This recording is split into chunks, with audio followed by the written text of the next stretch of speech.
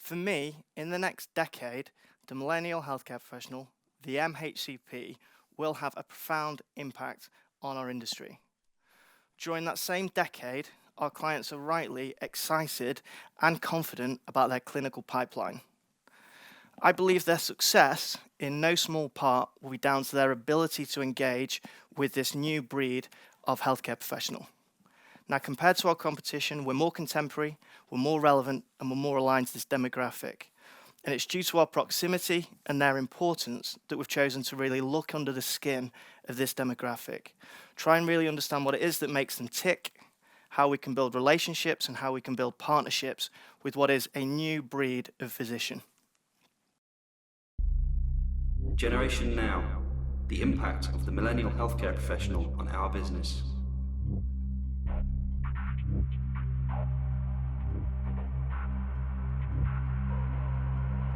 A generation that was born in the 90s, who used Google when they were 10, who were on Facebook at 12, and the only phone they've ever had is smart. We are dealing with a new generation. We spoke with medical students, academics, inventors, newly qualified doctors, authors, psychologists, and innovators from around the world. We have considered the impact of the ever-changing technology, the vast rate of medical breakthroughs, alongside the increasing demands of patients. We have examined their world. Medical innovators dedicated to making things better. Innovators who simply won't wait for the world to catch up. Outlining how we can create effective healthcare campaigns that truly make a difference. So exciting times. We know that as an industry, we spend a huge amount of time, effort, and expertise on building brands and building relationships with our clients' customers. We're looking to deliver return on investment. And at the heart of this activity is closed-loop marketing. I am a huge advocate for closed-loop marketing, and we as a team, as an agency, are expert in its execution. But I think we can perhaps do a little bit more. I think when we're thinking about it, we're focused on the strategy. We're looking at how we can optimize the technology. We're thinking about how we can deliver messaging and how we can deliver engagement. But I think it's time we consider the seismic shift that's taken place in our target customers and start to think about not just the healthcare professional, but actually the person, so that we can deliver those bespoke communications, those tailored messaging, and really engage with the target audience. Now, probably like me, you're probably a little bit bored over the last decade of hearing stats about people are more mobile, the more social, the more online. For me, it doesn't provide any form of meaningful insight. What I find much more interesting is what it actually means to be digital. I think this represents an opportunity for us to really engage, and I think it provides the opportunity for us to provide our clients with a competitive advantage. I'm interested when we talk about being digital. What does it mean to behaviors? What does it mean to ambitions? And what does it mean to their triggers? And therefore, what can we do with this information? The future is inevitably bright. Outcomes are definitely going to improve. Our clients, progressive pharma, are definitely going to be commercially successful.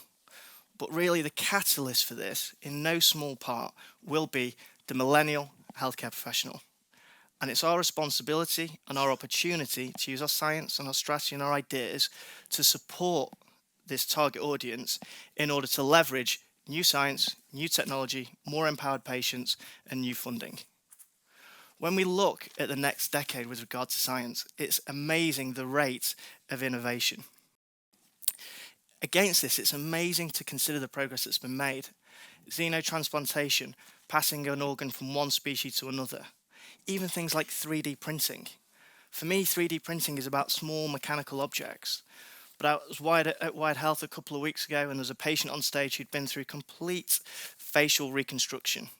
It was phenomenal to see him on stage. He looked fantastic. At the heart of his recovery, the operations, and his progress was 3D printing. He was stood on stage with a perfect replica of his skull, and this was what enabled the surgeons to do their amazing work. In the early 2000s, foundational work on sequencing for the genome was completed. It really starts to move us towards personalized medicine. Then we have gene editing, gene therapy, stem cell therapy, all beginning to become mainstream. And that's just the scientific component. Then we start to move towards technology. We're all hopefully aware of the potential health benefits of wearable technology, and the data that it reveals. The issue being you have to charge it up, it kind of gets in the way and it's a little bit annoying. But as hardware is developing, technology will become unobtrusive. And when it does this, we'll go from wearable technology to forgettable technology. And really it's at this point the health benefits of technology can start to be realized. And then we move on to AI, cognitive computing, IBM Watson. Everything really that should be digital pretty much is. This gives us huge masses of data. The challenges are slightly overwhelming, slightly unstructured. It's difficult to really use it, and Jack's going to talk about this later this afternoon. The power of cognitive computing, though, is to take all of that data, all of that unstructured insight, and make it usable and in a timely fashion.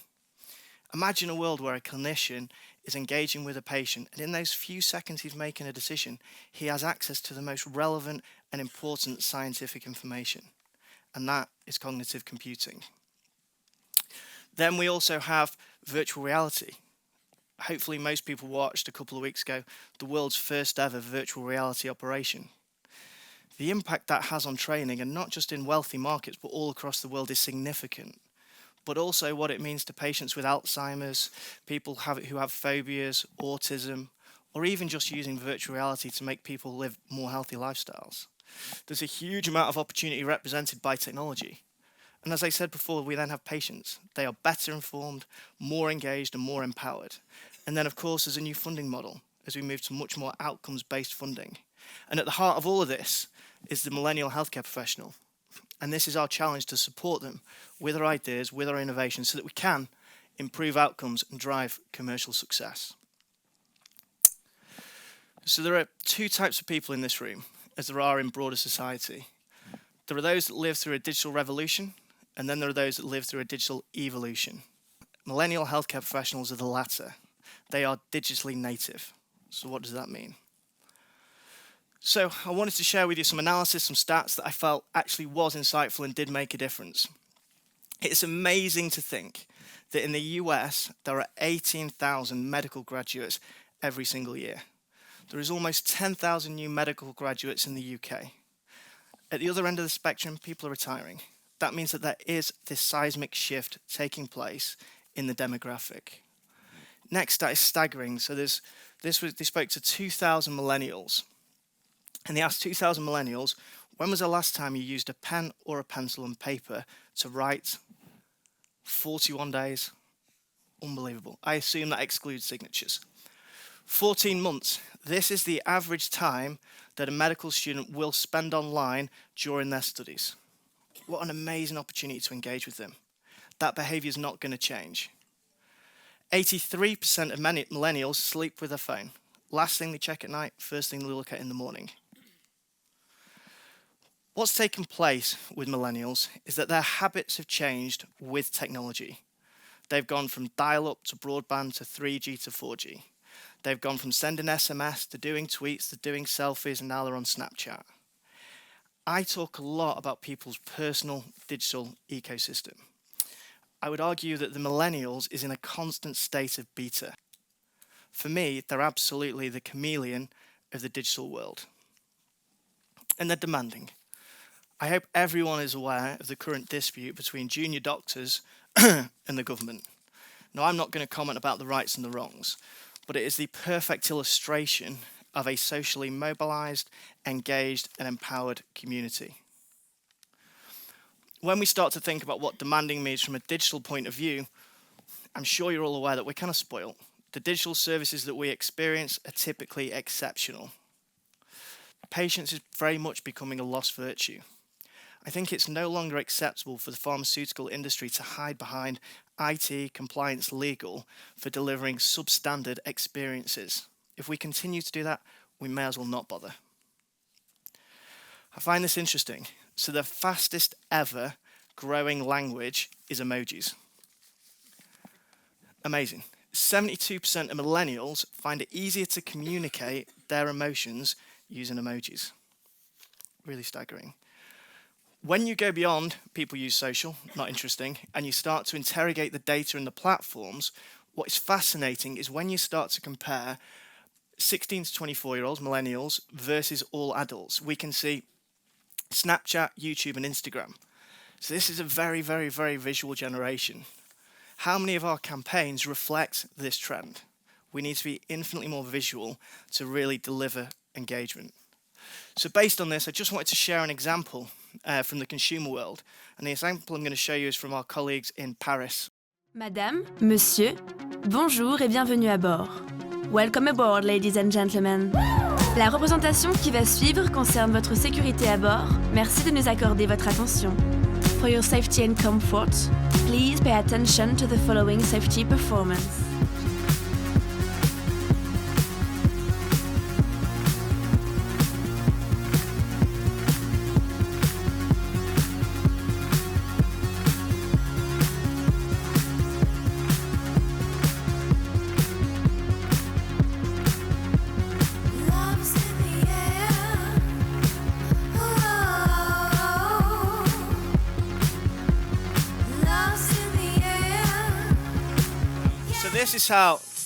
This is how Air France used to tell people about safety videos. This is how they do it today. They're completely plugged into the visual nature of this generation. And the point they're trying to make, they're taking something really quite boring. You know, you get on a plane, you strap your seatbelt on, you get your phone out, and you get told to put it away and watch the safety video, and you never do. And it's because it's boring and it's dull and it's mundane.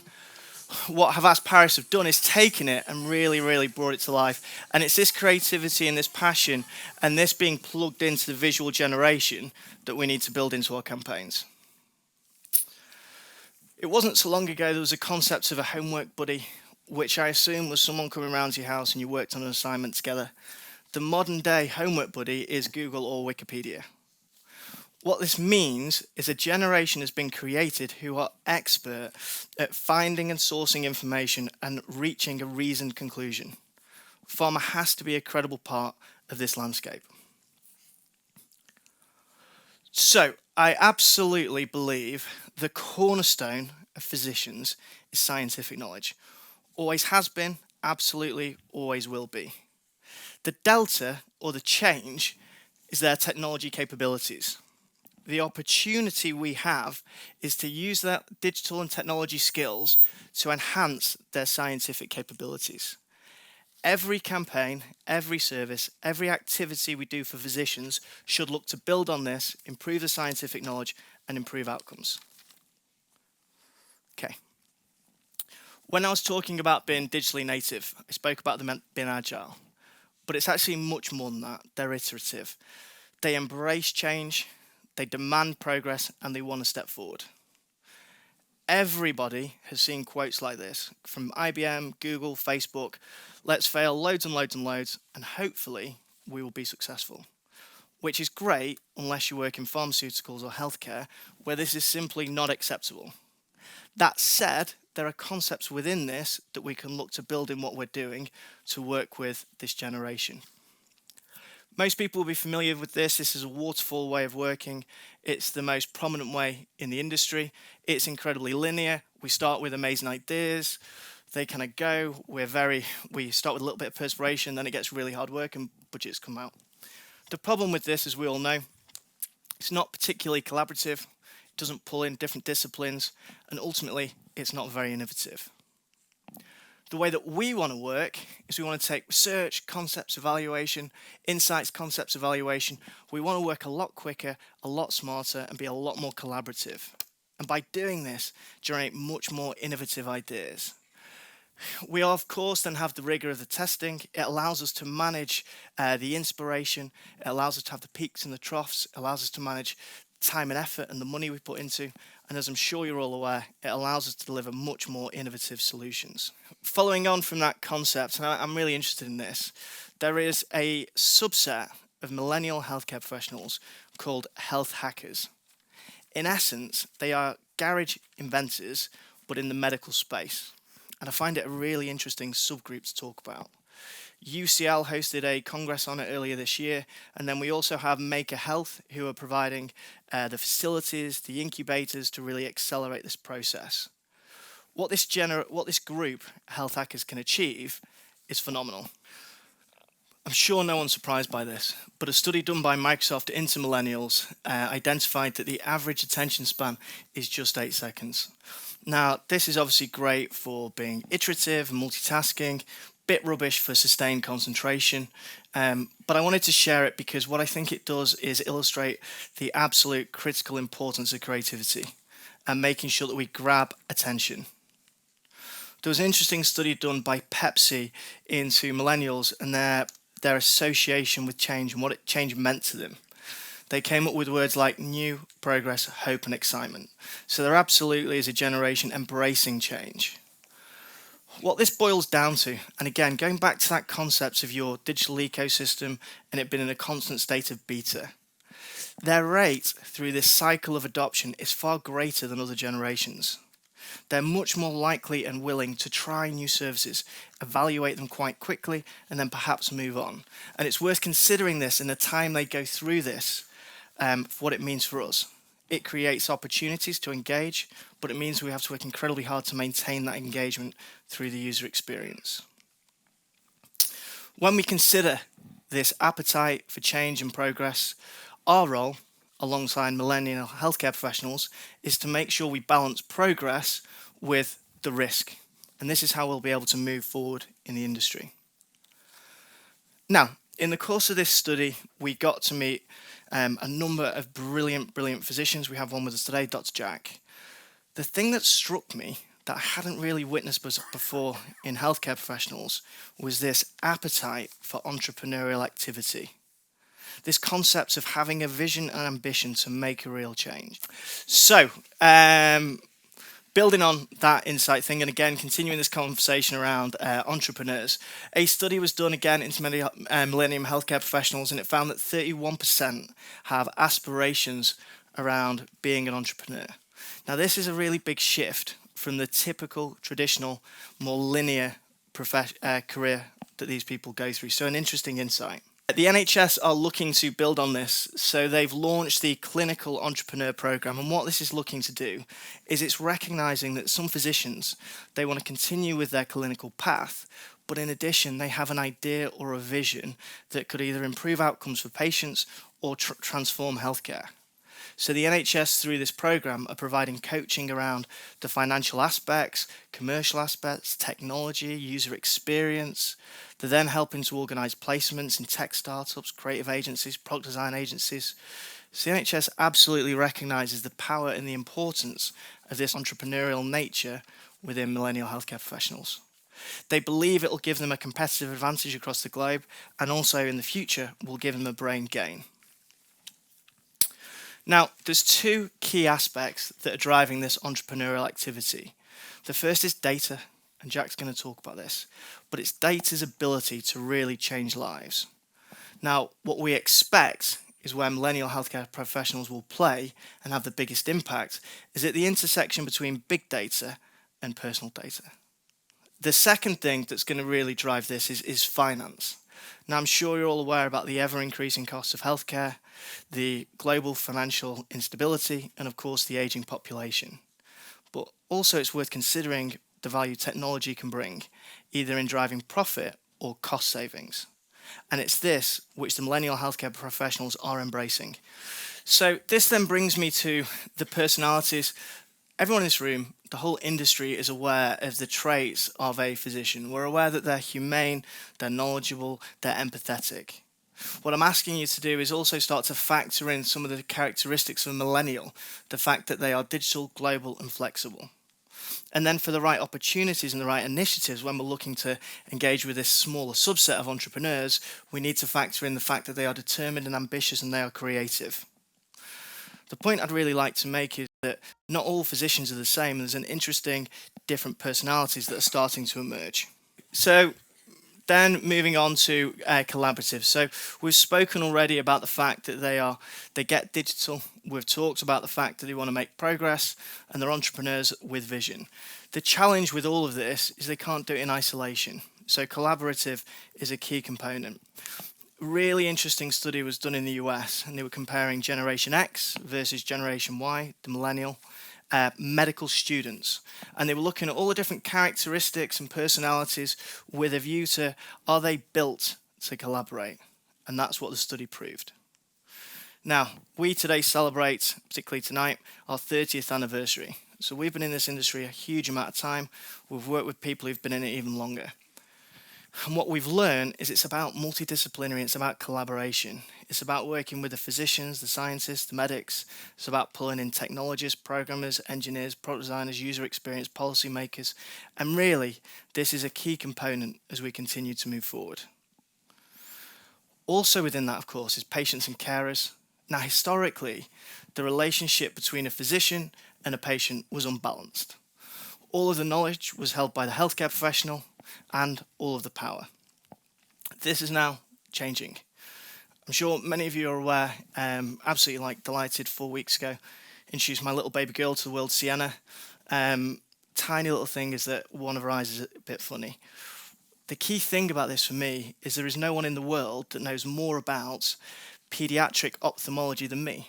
You know, the access to information I've got, I am very much an empowered and informed and engaged carer.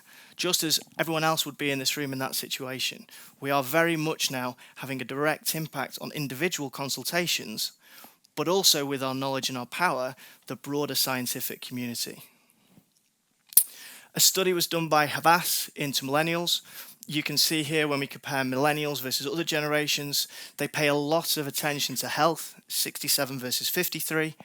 Then in terms of an advocate for their health or their family's health, 62 to 44. And then also considering the internet as a good source of information, 75 versus 62. But there is a problem with this, misinformation.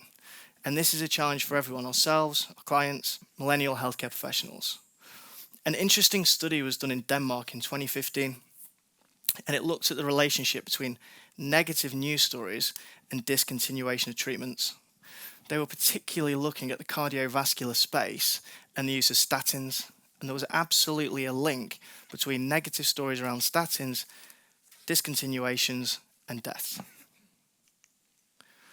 Now, for the last 5-10 years, we've been incredibly fortunate to travel around the world delivering hackathons, Snap Labs, InTouch, FutureView, Accelerate.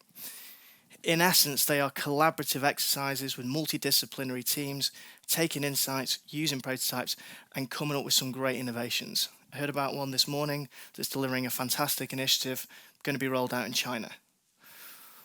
But one of the things that really excites me when we talk about collaboration is what we can learn from technology about open source, crowd knowledge, and a different way to approach collaboration from a global point of view. In 2013, we launched our Good Pharma white paper. This was in response to Ben Goldacre and Bad Pharma, and it was born out of Who Cares Wins. At the heart of it was a concept that today's society is more socially aware, more socially empowered, and absolutely demanding of ethical business. This is really supported from this chart that we pulled out of Who Cares Wins. Here we can see Stocks 1800, which is a really good representation of global markets versus the ethical brands. And we can see as we move 2009, 2010, the ethical brands really start to outperform their competitors. There was a really interesting study done in Boston into about 4,000 millennials. About half of them believed that brands were an extension of themselves, an extension of their identity. And again, about half of them, given a choice, would absolutely select more ethically minded brands. Now, we absolutely get this, and I'm really pleased to say so do our clients. This is why we develop the concept of helpful change, and it's why all of our campaigns and all of our activity look to fulfill the marriage between moral drivers and commercial drivers. Because of all of our campaigns should sit in this concept of good business, making a real positive impact on patients' lives and driving commercial success and market share for our clients. We are obviously going to continue to develop integrated campaigns, use closed-loop marketing, build relationships. As we do that, I would ask you to seriously consider the millennial healthcare professional. Think about their characteristics. The fact they're digitally native means they don't just use digital, they are digital. They're iterative. They embrace change. They demand progress. there's a subset that's entrepreneurial, that has vision, it has ideas, and it has ambition. They're collaborative. The shutters are not down to the pharmaceutical industry. And like everyone in this room, they want to make a positive impact on the world. They want to do the right thing and they want to do good. As I said at the start, the next decade is incredibly exciting for ourselves, for society, and for our clients. There absolutely will be scientific breakthroughs and emerging technology. The success and impact on patients and carers and on the broader society will be down to millennial healthcare professionals. Our responsibility is to use our science, strategy, creativity, and technology to support millennial healthcare professionals to really improve outcomes and drive commercial success for our clients. Thank you.